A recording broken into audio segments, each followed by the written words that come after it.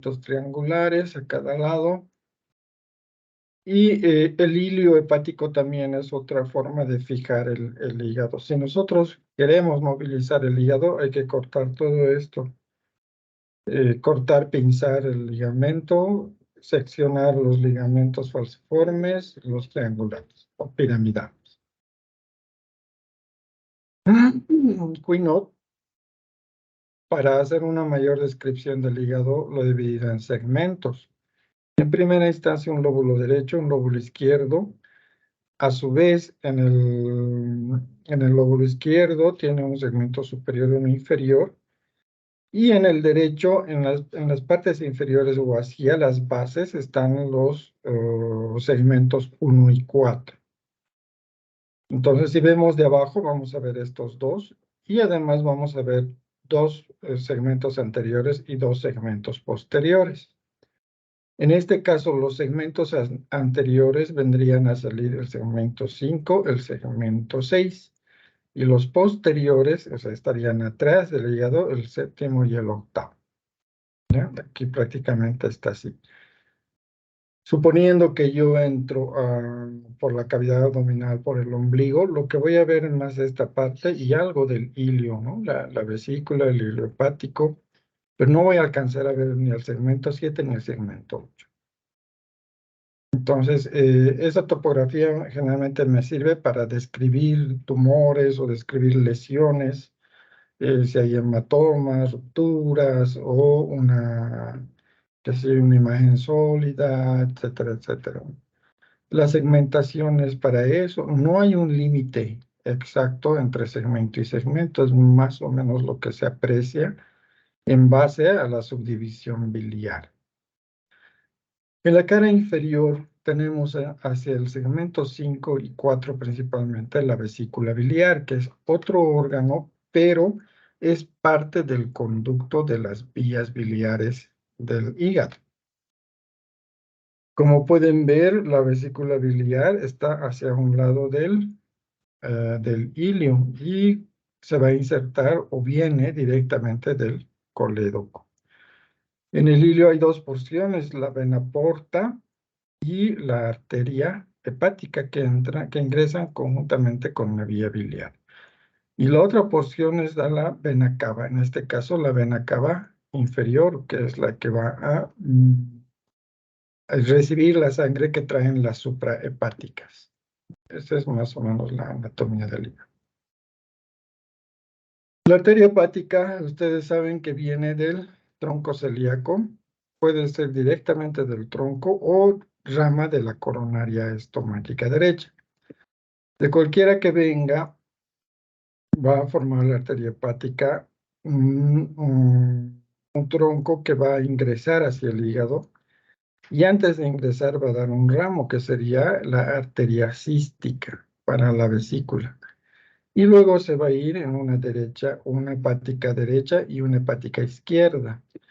A su vez, la derecha se va a convertir en una anterior, en una posterior. La posterior va a ser una superior, inferior, etcétera, etcétera. La izquierda se va a ir hacia el lóbulo izquierdo y va a confluir en una parte anterosuperior y una anteroinferior. Anteroinferior y posterosuperior. La arteria hepática representa el 30% de la irrigación del hígado, porque el 70% está dada por la vena porta. Nosotros sabemos que la vena porta viene de la confluencia de las arterias mesentéricas y de la vena esplénica por detrás del estómago. Junto con estas, entonces va a formar la vena porta, la cual va a ingresar hacia el hilio hepático por dos, por la porta derecha, la porta izquierda y así sucesivamente se va a dividir. Además, confluyen en la vena porta todo lo que es el estómago y la parte inferior del esófago, ¿no? Entonces, las diafragmáticas, las gástricas izquierda, derecha, las gastropiploicas y obviamente las mesentéricas y cólicas. prácticamente todo el tubo digestivo va a ingresar por el hilo y esto va a conformar más o menos el 70% de la irrigación.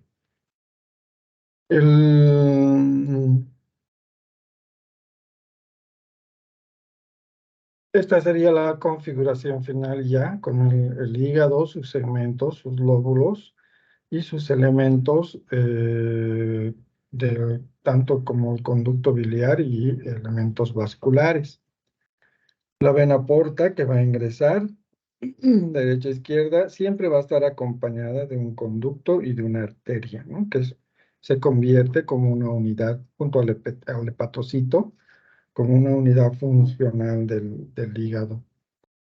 Y tras ya funcionar y hacer los metabolismos pertinentes, entonces se va a drenar y va a drenar hacia las venas suprahepáticas, que como pueden ver, pueden ser tres ramos únicos, derecho e izquierdo, o el izquierdo puede confluir en una central o medial y una izquierda y formar un tronco único y entrar juntos a la vena cava, ¿no? Esta es la única vía o por donde regresa a la circulación mayor en este caso. ¿Cómo funciona la vía biliar? Entonces, aquí hay 5 etapas principales, ¿no? Ustedes saben, si recuerdan, la bilis se forma a partir de la hemoglobina. La lisis de la hemoglobina va a descomponer todas las partes y una de estas es la protoporfirina, la hemosiderina. Entonces, y estas van a mantener su composición biliar, ¿no? Entonces, el vaso es el órgano 1.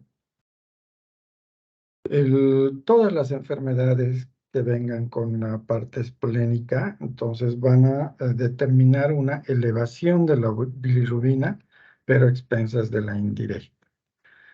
La parte 2 va a ser en el hígado, ¿no? Entonces, en el hígado está el hepatocito. Entonces, a la entrada del hígado y a la entrada al hepatocito, la bilis te tiene que conjugar, pero para conjugarse tiene que atravesar la membrana y para atravesar la membrana está una enzima, ¿no? La glucuroniltransferasa. Entonces, junto a estas dos, el hígado recién va a formar lo que nosotros llamamos bilirrubina directa, una vez conjugada. Una vez que se ha formado la bilirrubina, entonces va a ir hacia los espacios de Dice y los espacios de los canalículos intrahepáticos para irse cada vez confluyendo y llegar a los conductos cada vez mayores. Entonces, aquí es el punto 3 de la bilirrubina. Cualquier enfermedad en el parénquima hepático, por ejemplo, aquí estamos viendo los hepatocitos y algunos nefrófagos. Si hay cicatrización o proceso fibrótico intersticial, ¿qué va a pasar? Va a apachurrar los hepatocitos y esto impide la secreción biliar o el flujo biliar, pero de la bilirrubina directa, entonces se eleva la directa. Lo mismo va a hacer en cuanto al conducto, los conductos extrahepáticos. Entonces, estos al ser comprimidos u obstaculizados, van a evitar el flujo de las bilis, ¿no? Entonces, esa es la fisiología en realidad. ¿Para qué sirve la bilis? Es muy importante para la digestión y absorción de los lípidos. Facilita la hidrólisis de los lípidos, como vamos a ver más adelante. Además, tiene un rol central en la homeostasis del colesterol corporal y juega con el colesterol, que también vamos a ver con la vesícula, Y principalmente estos componentes, como son los xenobióticos liposolubles, algunas toxinas, ayuda a eliminarlas. Y además se ha descubierto un rol inmunológico, ¿no? Por la secreción de IgA secretor. ¿Y cómo funciona la vesícula? Toda la bilis que forma el hígado, aproximadamente unos 800 a 1000 mililitros, va a drenar a lo que es el duodeno a través de estos conductos extrahepáticos. Habíamos dicho que la bilis se secreta a los conductos de Hering o a los espacios de Dice. Estos van a confluir y van a formar los canalículos intrahepáticos. Estos canalículos intrahepáticos van a confluir y van a formar los hepáticos derechos e izquierdos. El hepático derecho y el hepático izquierdo se unen y forman el hepático común. Y tras un trayecto de 1 o 2 centímetros se unen al conducto cístico que viene de la vesícula y forman el conducto colédoco, que en su porción distal se va a unir al conducto de Wirsum del páncreas y juntos van a terminar en lo que es el esfínter de Oddi, ¿no? Entonces, toda la bilis que se secreta va a ir hacia el duodeno. Una porción importante de esta se va a almacenar en la vesícula. Entonces, esta es una secreción constante, pero no es copiosa, ¿no? Es gota a gota, digamos. En cambio, esta sí puede eliminar la vesícula entre 30 a 50 mililitros de golpe al duodeno, siempre y cuando se lo requiera. Y eso sucede en las enfermedades, digo, en la alimentación hipergrasa o hiperproteica, ¿no? Entonces, en las dos. Una vez que se ha vaciado, entonces le lleva más o menos entre 4 a 6 horas volver a llenarse a la vesícula y volver a funcionar. Ese es el ciclo que tiene la vesícula biliar. Nosotros tenemos que tener un estudio importante de lo que es la bilirrubina desde el punto de vista quirúrgico. Hay muchas cosas más que tiene el hígado. Tiene las enfermedades enzimáticas, tiene las enfermedades propias de la sangre, ¿no? Del vaso, las infecciosas. Todas estas van a producir aumento de la bilirrubina indirecta. Y todas las obstructivas van a producir aumento de la bilirrubina directa. Obstructivas serían las del parénquima intrahepático, como en la cirrosis o en algunos tumores, o obstructivas de los canalículos intrahepáticos, como algunas enfermedades tumorales principalmente, u obstructivas de los eh, conductos extrahepáticos, que están desde las piedras en el colédoco hasta tumores también. Entonces, esta unidad funcional va a producir el estudio de estos dos elementos, la función del hepatocito, que sería el formar la bilis, y esa formación o esa función se traduce con la TGO y TGP, ¿no? La transaminasa glutamacoxalacética o la transaminasa glutamopirúvica, que más ratito los vemos. Esa es función celular directamente. Si esas están elevadas, la función celular está alterada, ¿no? Y los canalículos tienen una enzima que está presente en todo el intestino, pero aquí también cobra importancia y es la fosfatasa alcalina que está en los conductos hepáticos, ¿ya? Conductos biliares. La fosfatasa alcalina, si se eleva, quiere decir que está sufriendo este conducto que está obstruido. Y finalmente tenemos las bilirrubinas. La bilirrubina no conjugada, que es la que todavía no se ha procesado en el hepatocito, enfermedades del vaso, enfermedades congénitas del hígado, infecciosas del hepatocito, etcétera, etcétera. Y la bilirrubina directa, que es aquella que ya se ha formado, ya se ha unido a la enzima y se ha convertido en conjugada, ¿no? Entonces, esa es la bilirrubina directa y esa es la que nos interesa desde el punto de vista quirúrgico. Entonces, todo el hepatocito es importante. Si yo quiero conocer cómo está o qué función tiene, tendríamos que repasar todo esto desde el principio, ¿no? Entonces, y les digo, ahí podemos pasar por enfermedades infecciosas, por enfermedades congénitas, por enfermedades genéticas, por enfermedades metabólicas o simplemente intoxicaciones, como es en el caso del alcohol, de los medicamentos. Entonces, el hepatocito está en todo. Para nosotros, la función más importante del hepatocito es la formación de la bilirrubina. Y por otro lado, también otra de las funciones importantes es el formar los factores de coagulación y la absorción, obviamente, de vitaminas, ¿no? Entonces, los factores de coagulación y el tiempo de protrombina para nosotros son pronósticos ante una falla hepática. Si eso falla es lo último que va a fallar del hígado. Entonces son pronósticos de gravedad. Podemos principalmente estudiar algunas características metabólicas que tienen mucho que ver con el mecanismo ácido-base. En realidad, si esto se bloquea, entonces esto va a producir prácticamente un shock, pero tan severo que va a venir directamente con alteraciones de la conciencia. Todo esto nos va a ayudar a definir si es que está mal el hepatocito. Entonces, a mayor elevación de las transaminasas, mayor hipofunción del hígado.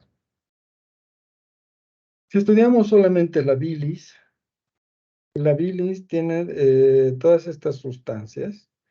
La más importante para nosotros es el agua, los ácidos biliares, el colesterol y algunos lípidos o polipéptidos, traducidos principalmente por la glicina, ¿no? Por la glicina o la lecitina.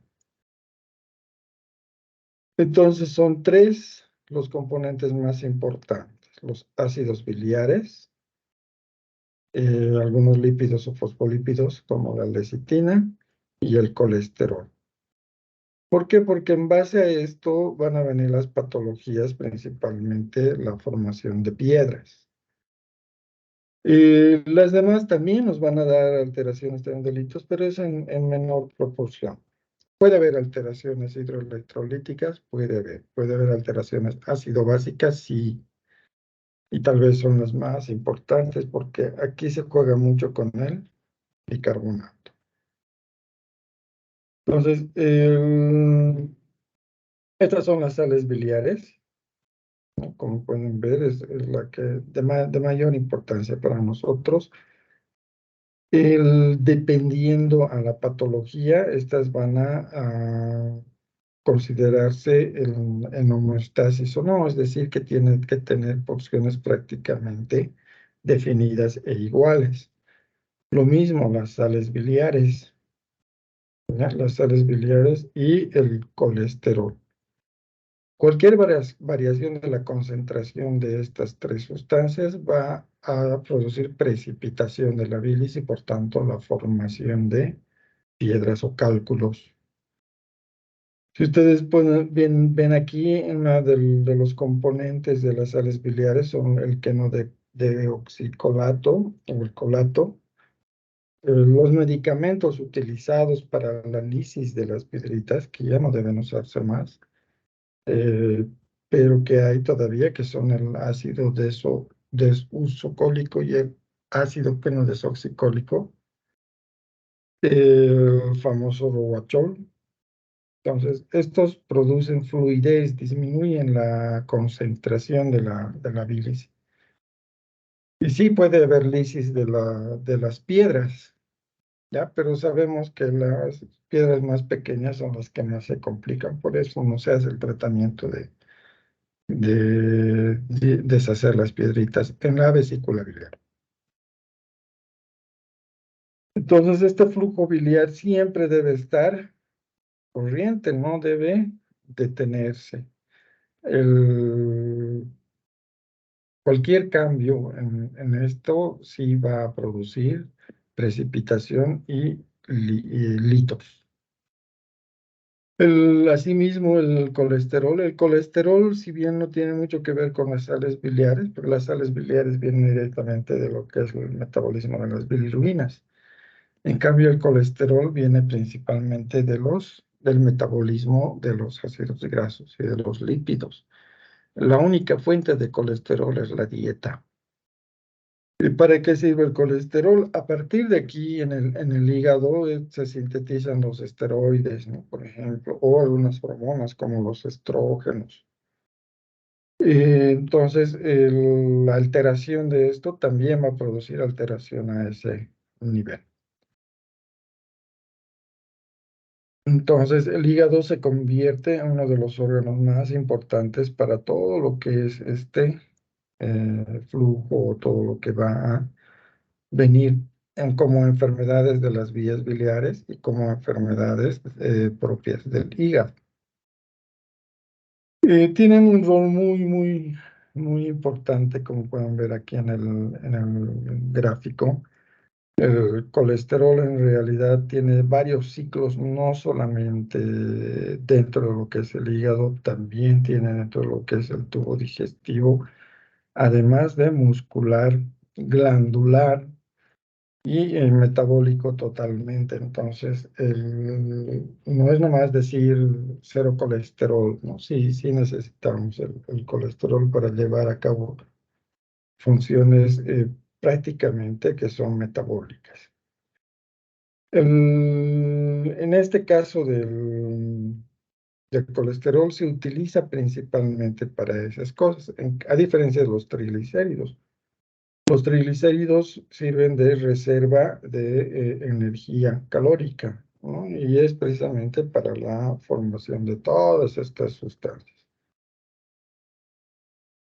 De todas estas, ya que están desde el adenosintrifosfato, monofosfato, oxalato, todas estas cosas son las que necesitan energía y el hígado es el que va a almacenar esta energía, ya sea en forma de triglicéridos o en forma de las placas de ateromas, ¿no?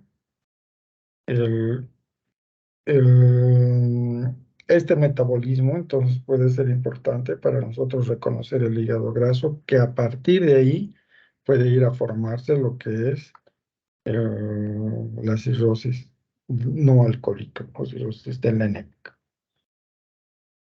El, entonces, además de todo lo que va a ser el hepatocito, entonces tenemos que nosotros corroborar los tipos de piedras.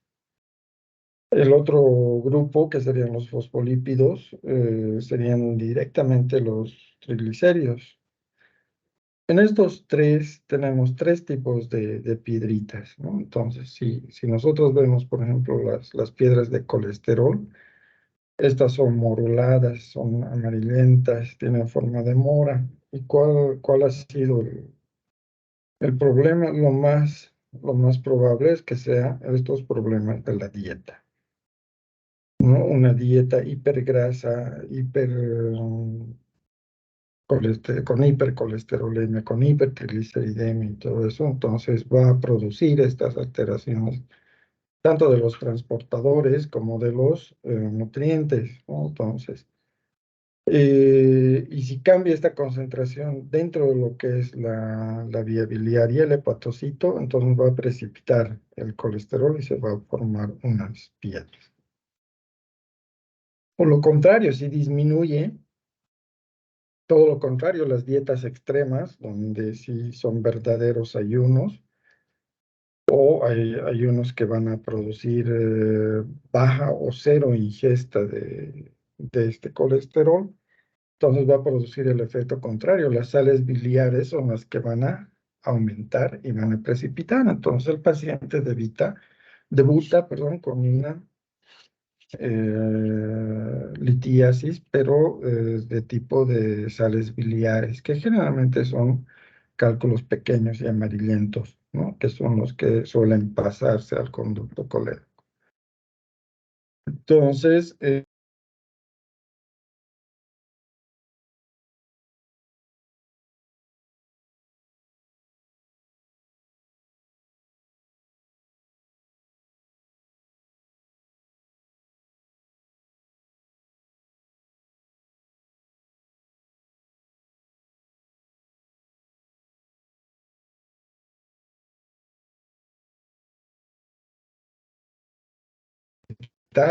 o pueden bajar hasta el colédoco.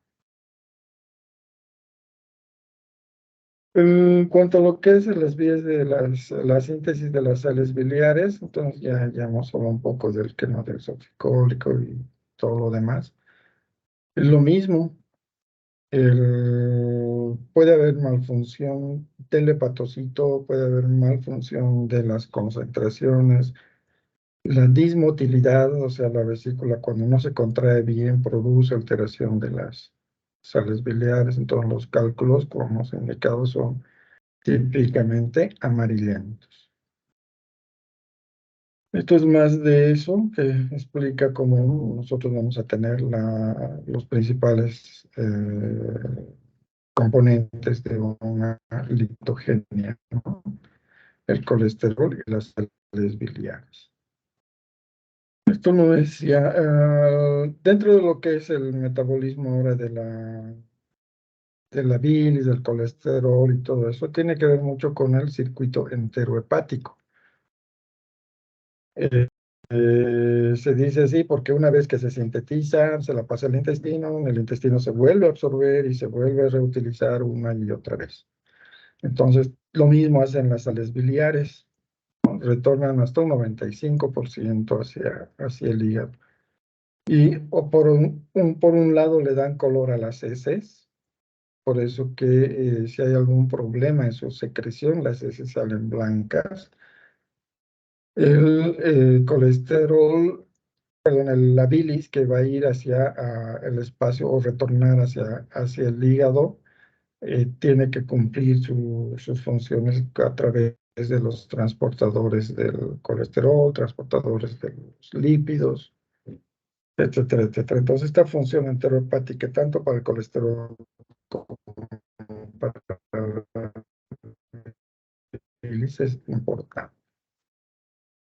En cuanto a entonces, a los ácidos biliares, eh, junto con el páncreas, vamos a ver que una vez sale de la vesícula biliar, va a ir hacia el duodeno, ¿no? Y en el duodeno no debe regresar al estómago, más bien debe seguir hacia el hilo y se absorbe y va a hacer el círculo entero hepático.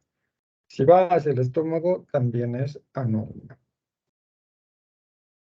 Las sales biliares tienen un rol importante en lo que es en los canalículos biliares. Aquí es donde decía que la fosfatasa alcalina juega un rol muy importante. Si esto está obstruido en el canalículo biliar, se bloquea la membrana y las sales biliares regurgitan y sufre las enzimas, principalmente la fosfatasa alcalina, y esta se eleva.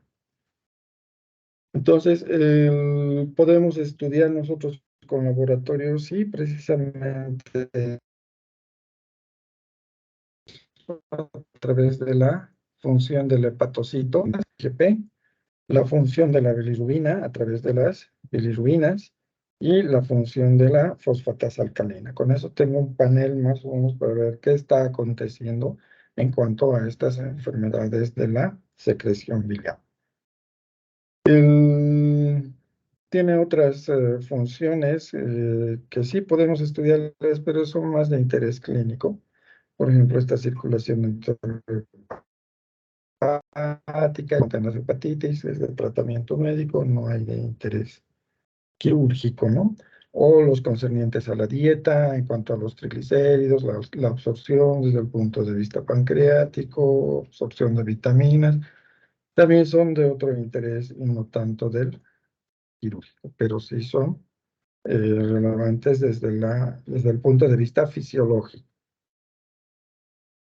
Entonces son las tres sustancias más importantes, como les decía, para nosotros: el colesterol, la lecitina y las sales biliares.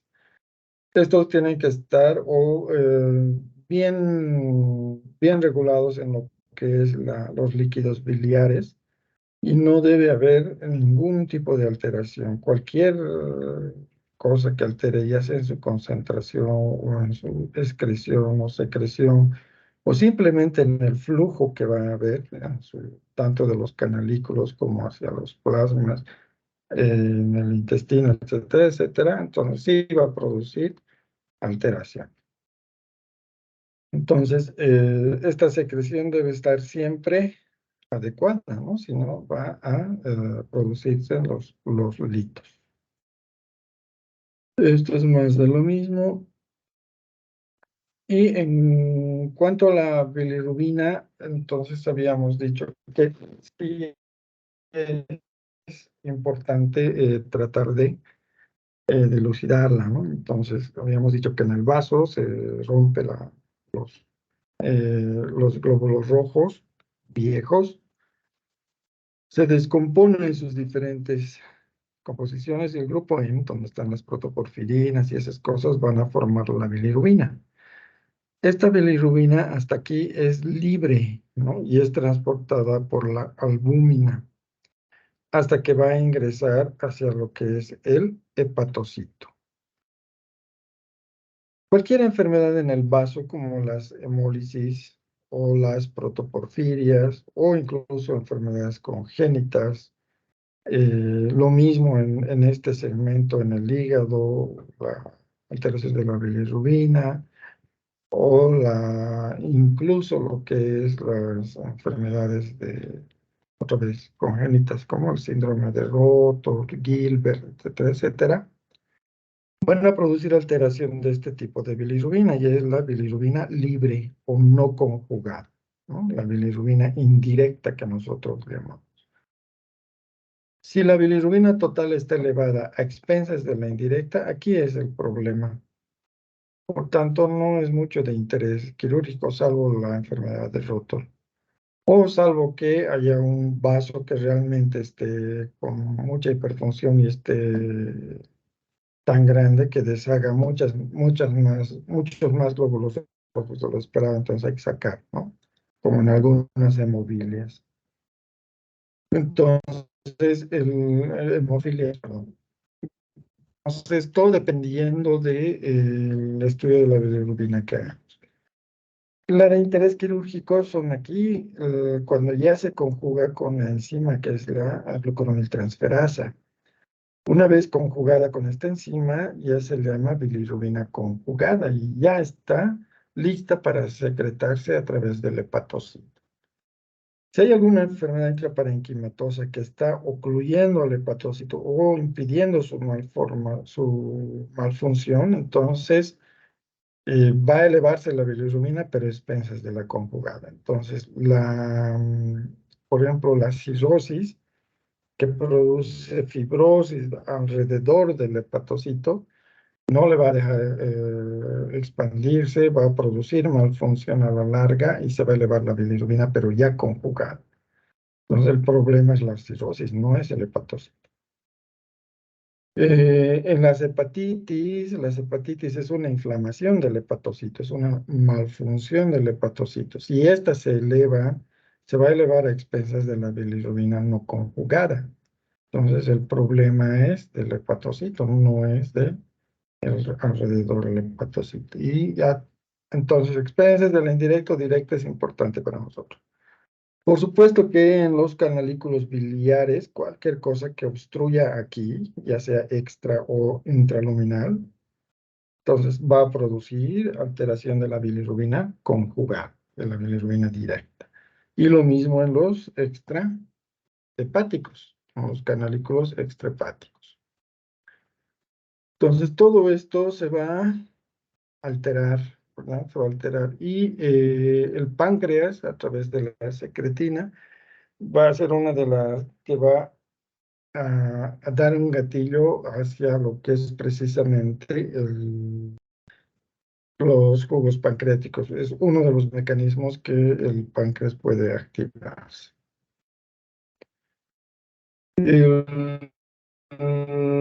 Esto ya hemos hablado, entonces cualquier cosa que llegue a los canalículos biliares o que esté dentro de lo que es los canalículos extrahepáticos va a producir alteración de la bilirrubina directa. Se va a alterar no solamente eso, también la contracción vesicular va a alterarse, no va a haber una buena constricción, entonces no se va a vaciar adecuadamente los líquidos biliares, entonces todo esto explica la fisiopatología. ¿Mm? ¿Y cómo se controla? Ya hemos repetido, ya hemos hablado en el otro, entonces no basta con que esté enfermo el estudio de esta bilirrubina o el hepatocito. También puede estar mal la función neuroendocrina, ¿no? Como en el caso, por ejemplo, de los alimentos, un alimento súper colecitoquinético o alimentos hiperproteicos, ¿no? Con muchas proteínas, entonces van a producir un estímulo grande del páncreas.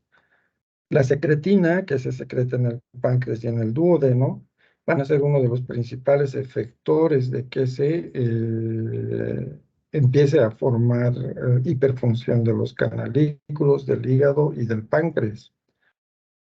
También estimula la secretina a la eliminación de colecistocinina, entonces hay una disquinesia de las paredes de la vesícula que pueden traducirse en dolor y dolor.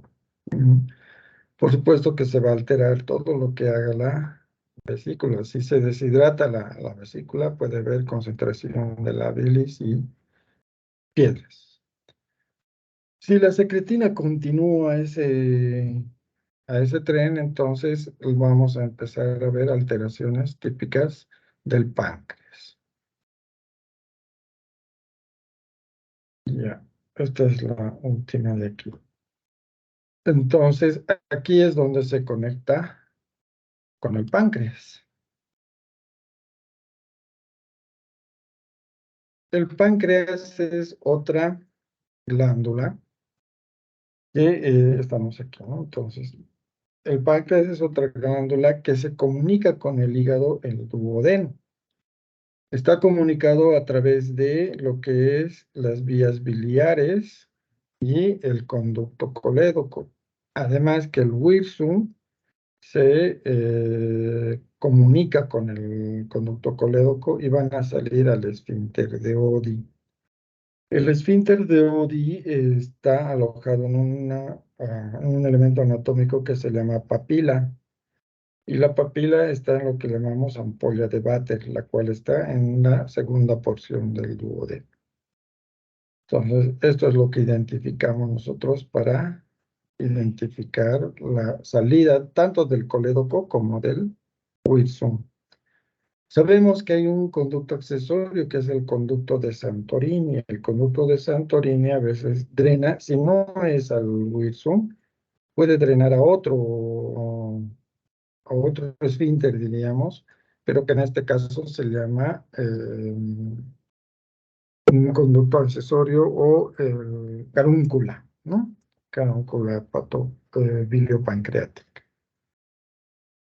Entonces aquí ya se han comunicado duodeno, páncreas y hígado. ¿Qué es el páncreas? El páncreas, ustedes saben que es un elemento anatómico o un órgano que tiene más formación parenquimatosa que una estructura típica como es el estómago u otras partes. En realidad está formado por acimos. Entonces, se describen en el páncreas una cabeza, un cuerpo y una cola. No tiene cápsula, está en la parte posterior, o sea, está en el retroperitoneo, totalmente retroperitoneal. Está en relación en la segunda porción del duodeno a los conductos biliares. La función principal del páncreas es jugar con elementos de la alimentación, ¿no? Directamente. Irrigada por las pancreáticas superiores, las pancreáticas inferiores, también la esplénica le va a dar algunos vasos importantes. Entonces, lo más importante en el páncreas es que es un órgano acinar. Aquí están los acinos pancreáticos y estos acinos en realidad son cúmulos de células lipídicas en su mayoría, que tienen dos porciones, ¿no? Una porción endocrina y una exocrina. Ustedes las conocen bien. La exocrina es la que produce o forma las hormonas neuroendocrinas y las enzimas. En cambio, la parte endocrina es la que va a formar hormonas, ¿no? Principalmente el glucagón, la insulina.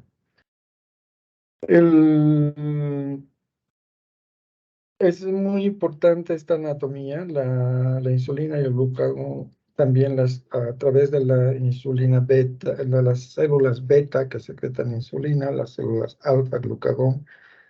Hay otras células, como las células epsilon, que producen otras sustancias y estas van a ser parte principalmente de las regulaciones endocrinas, ¿no? En cambio, la que nos interesa es la exocrina, que es enteramente digestiva. La mayoría de sus productos tienen que ver con la digestión. Se calcula más o menos entre 1000 a 1500 mililitros diarios de secreción que va a llegar al intestino, producto de las glándulas pancreáticas. La composición y función de la secreción pancreática, entonces, esta es una fotografía típica del páncreas, ¿no? Donde vamos a ver los cúmulos acinares rodeando a un conducto. Entonces, todos estos conductos van a coalescer a lo que es el huir. A diferencia de la endocrina, los islotes de Langerhans drenan directamente al torrente sanguíneo. Pueden afectarse en una enfermedad parenquimatosa, pero en la pancreatitis los que más afectados son estos, los conductos que aumentan de presión y los acinos pancreáticos que sangran o se necrosan. Esa es toda la fisiología de la pancreatitis. Siempre debe haber una concentración exacta de lo que es las sustancias pancreáticas, ¿no? Y nos interesan principalmente porque cualquier variación en esto va a precipitar en piedras, pero aquí no. Más bien aquí activan las secreciones y entre esos las sustancias pancreáticas. El bicarbonato juega un rol muy importante en lo que es los jugos pancreáticos. Por eso el páncreas tiene una más tendencia alcalina que ácida. El bicarbonato tal vez es uno de los productos que hace que el jugo pancreático sea más agresivo que incluso el jugo gástrico. Y si esto lo sumamos al líquido biliar, entonces quema. Y si esto sale o desborda los canalículos, entonces ahí está la gravedad de la enfermedad de la pancreatitis, ¿no? Eso es lo más importante. No juega mucho con el agua, con el cloruro y el sodio. Se intercambia con bicarbonato y el bicarbonato es excretado al lumen del páncreas, ¿no? Y de aquí va a ir hacia los conductos de Santorini y de Wilson. La parte endocrina va a ir hacia la sangre. ¿Cuál es la sustancia que más excita a la secreción pancreática? La secretina, que está guiada o regulada por el AMP cíclico, ¿no? O el adenosín-monofosfato cíclico. Entonces, estas son las principales partes de lo que es la fisiología pancreática. En ocasiones pueden haber algunas patologías que alteren esta secreción, y ya no de función o malfunción, ¿no? Sino per se.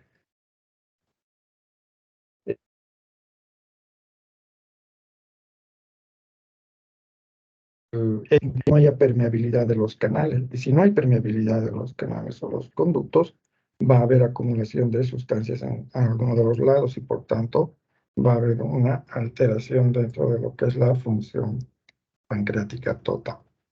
No es muy frecuente para nosotros la fibrosis quística, o sea, no va a meter más en esto.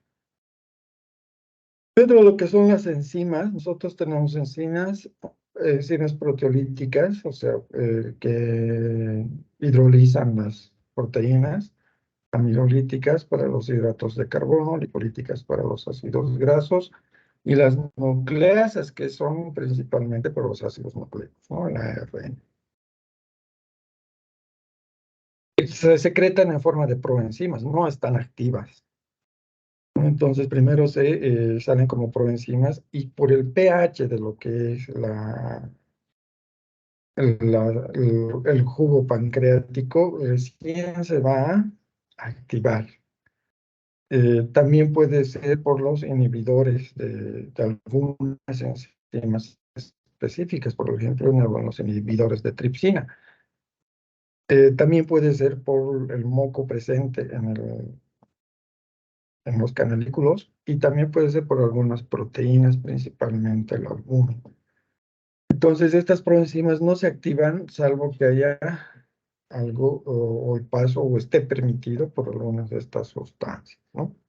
¿Cuáles son las más importantes para nosotros? Las carboxipeptidasas, la lipasa y la amilasa, por mucho, y obviamente la tripsina y la quimiotripsina.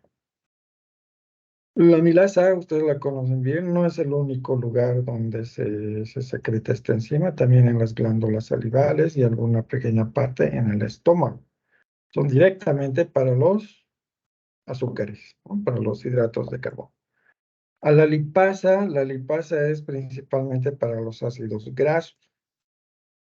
Eh, Hemos visto anteriormente que la bilis produce o facilita la hidrólisis de los ácidos grasos por la lipasa.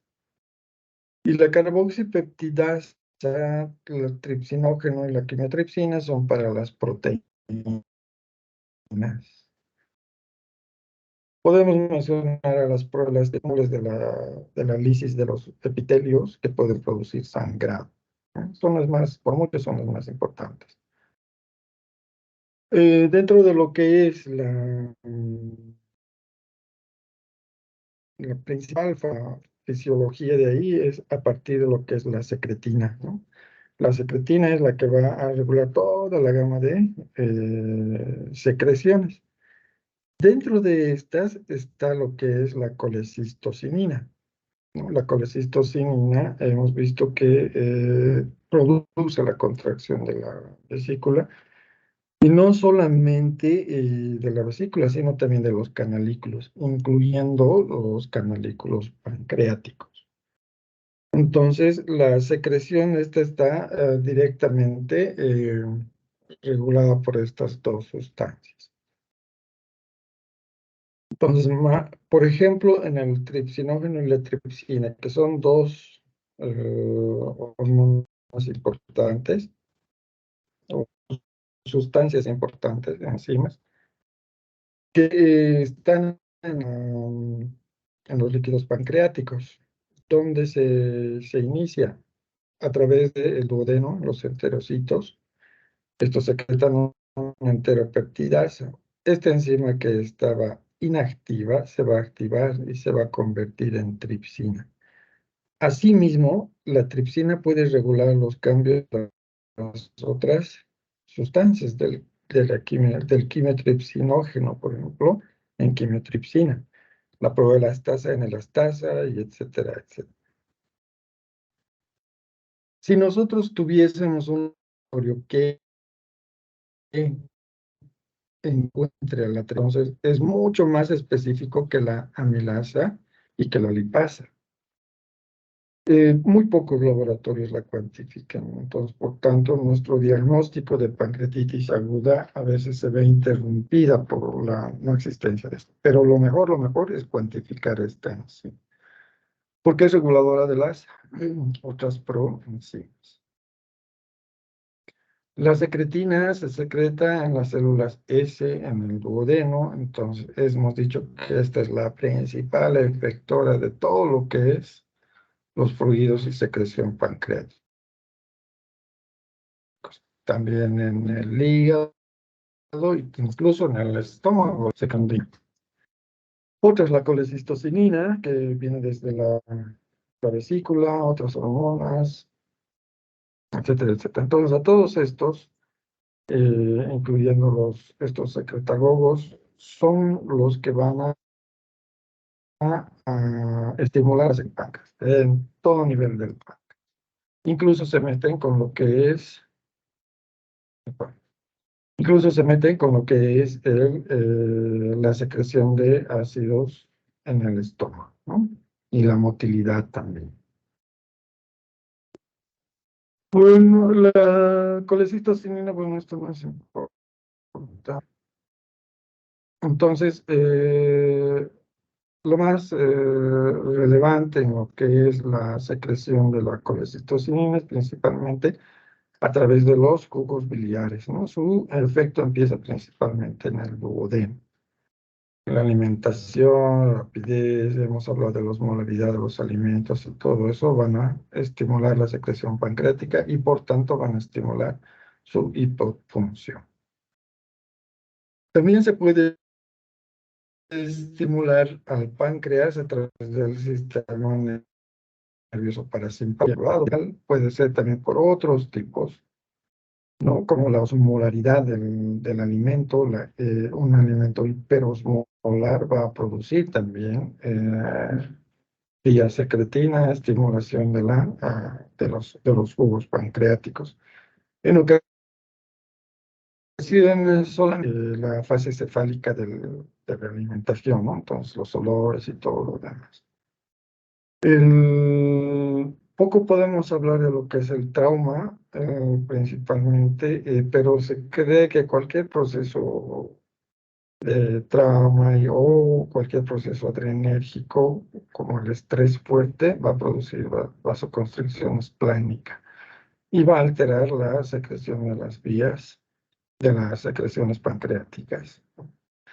También están otras hormonas como el péptido inhibidor vasoactivo, que viene directamente como estímulo del intestino, y sus receptores son abundantes en el páncreas. Pues todas esas sustancias van a hacer también que se estimule la secreción pancreática. Dentro de lo que es la secreción pancreática, entonces volvemos a lo anterior, ¿no? Que primero son proenzimas y después se van a convertir en enzimas activas y empieza todo el problema. Se autorregula la secreción pancreática a través de estas sustancias, la somatostatina y también el glucagón, principalmente la somatostatina. Es esta que se produce tanto en las células del páncreas, en los islotes de Langerhans, y también se produce en el duodeno, ¿no? A través de las células D. Entonces, esta somatostatina es una gran inhibidora de la secreción pancreática. Su análogo, el octreotide que nosotros usamos, nos ayuda bastante en regular la secreción pancreática. Tanto con el glucagón, aunque no usamos mucho el glucagón como inhibidor de la secreción pancreática. Entonces se autorregula Entonces, el acino de alguna manera tiene una respuesta también, así como la secretina viene y estimula al acino para que se formen grandes cantidades de sustancias. Entre ellas sale también pues las inhibidoras. Y estas inhibidoras van a inhibir no solamente la función o la secreción de las enzimas, sino también los receptores de otras hormonas. Por todas las vías, bloquean sus receptores, producen vasoconstricción y per se también anulan, se acoplan a las otras sustancias, entonces la vuelven una macromolécula y no pueden actuar. Entonces son diferentes usos que se podrían hacer. Al decir vasoconstricción, la somatostatina y el octreotide son unos buenos vasoconstrictores. La secreción del páncreas, entonces hemos dicho que puede alcanzar fácilmente los 1000 a 1500 mililitros, pero todo está en relación al alimento. Es lo más importante. Entonces, aquí pueden ver las fases cefálica, gástrica y intestinal. Por mucho, la osmolaridad del alimento, el tipo de alimento, la cantidad de alimento, la cantidad de estas, principalmente los ácidos grasos, ya, son los que más pueden producirnos pancreatitis.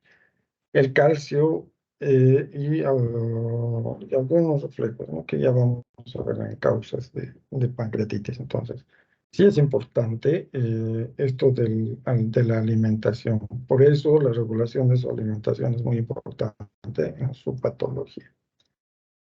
Finalmente es lo mismo, ¿no? Entonces siempre tener en cuenta que todo lo que va a llegar al duodeno se va a comunicar con el páncreas, se va a comunicar con el hígado y se va a comunicar con las vías biliares. Entonces todo esto puede producir, o sea, es una forma fisiológica de regular todo lo que nosotros llamamos digestión, para digerir las grasas, para digerir las proteínas. Las grasas son lo más difícil, por eso necesitamos a los líquidos biliares, la bilis, y también los hidratos de carbono. Y hay algunas hormonas, como son la secretina, de las más importantes que se secretan en el duodeno, la colecistocinina, y por supuesto la osmolaridad del alimento. Bien, después ya vamos a ver lo que es pancreatitis aguda. Ya. ¿Alguna pregunta?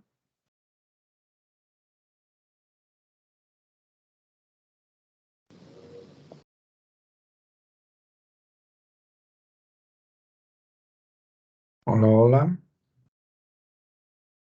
No, ninguna. Todo claro, doctor. Muy bien, doctora. Entonces, el miércoles nos vemos. El miércoles vamos a llevar ya lo que es patología. Y si tenemos tiempito, ya terminaríamos con lo que es ¿cómo se llama esto? De cirugía no invasiva, ¿no? Pero vamos a tratar de ver un poquitito con colecistitis. Les debía esta clase, entonces la otra más, la del miércoles, vamos a avanzar sí o sí. Y si nos dan más tiempito, vamos a terminar con vaso más, pero vaso es muy poquitito, casi nada, desde el punto de vista quirúrgico. Y con eso completaríamos. Si no hay más preguntas, doctores, entonces mil disculpas por las otras clases que no pude, realmente es muy difícil, pero ya, felizmente estamos ya casi en la recta final, entonces ya vamos a concluir todo. Si no hay preguntas, hasta el miércoles, gracias por asistir. Y si no hay nada más que decir o si tienen alguna pregunta más.